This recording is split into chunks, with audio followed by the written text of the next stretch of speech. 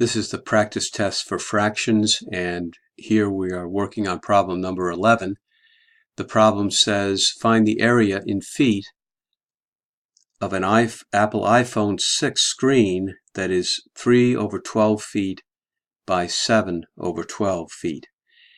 And the area formula is the length times the width.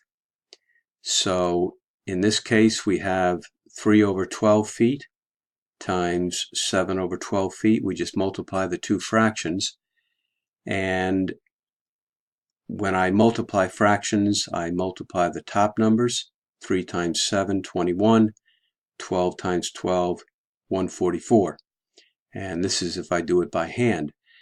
Now I need to simplify this fraction, and 21 over 144, I can break down the 21 into the factors of 3 times 7, and the 144 can be broken down into 3 times 48.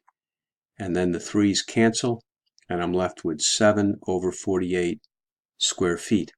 So this is my final answer right here. Now, if you were to take these two fractions, 3/12 times 7/12, put them into your calculator using the fraction key, as soon as you hit the equal key, your calculator will automatically reduce it to the simplest form, 7/48.